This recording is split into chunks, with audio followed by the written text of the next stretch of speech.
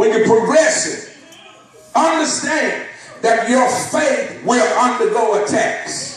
Yeah, the very first thing I said, y'all, that whenever you're going through, you got to know that fear is going to be attached to your assignment. Secondly, you got to know that your faith is going to undergo attacks.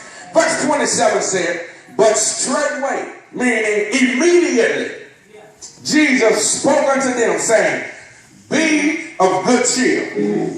It is I, be not afraid. Now, in the middle of a storm, he said, be of good cheer. Verse 28 said, Peter answered him and said, Lord, if it be thou, bid me to come unto thee on the water. And he simply said this, one word, he said, come. And when Peter was come down out of the ship, he walked on water to go to Jesus. The text says that in the middle of this storm, they see Jesus. And I want you to get this. Watch this. Many people say, when I'm going through my storm, I don't see my way out.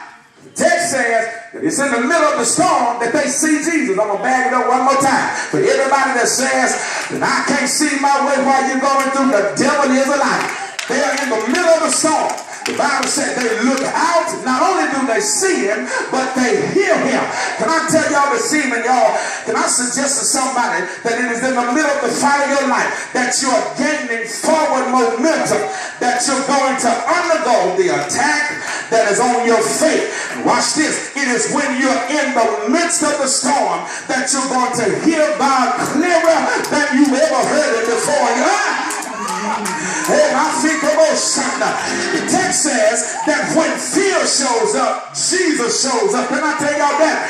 Watch this. Jesus did not show up until the text said that they were troubled in their spirits and they began to cry out in fear.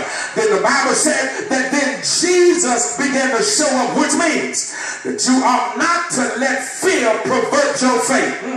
Jesus tells them, y'all calm down, don't be scared. He said, it's me. Look at your neighbor and say, it's me. St. John 13:33 said, these things I have spoken unto you, that in me ye might have peace. And in the world ye shall have tribulation, but be of good cheer. I have overcome the world. Jesus said, I've already overcome any storm that you're going to go through. Now, Peter can't see him real clear.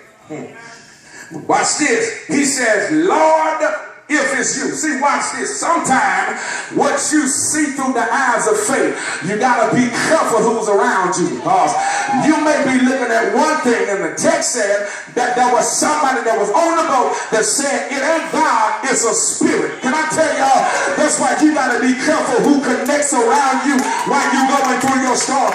Because watch this, sometimes storms will twist people's perception.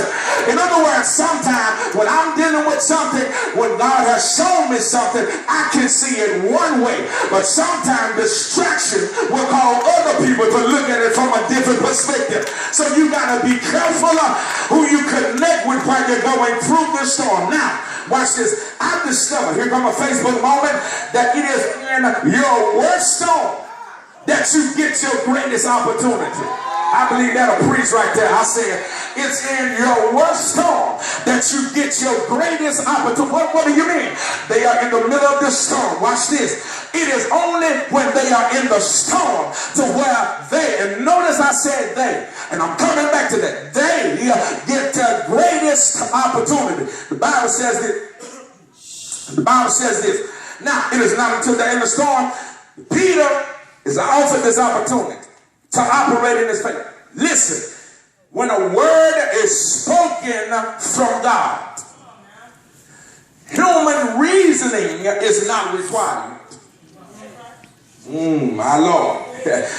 But it is your faith that is required at that time. I'm going to say it again. When there is a word that is spoken, I ain't talking about you doing stuff on your own, but when God speaks a word to you, human reasoning. See, that's the problem. The reason that some of us won't step out on faith, because we know God has said it, but in our mind we're trying to sit down and reason, how is this going to work? When is this going to happen? Peter did not allow human reasoning to stop him. As soon as he heard one word, come, the Bible said he jumps down from the boat and he starts to walk on water. Now,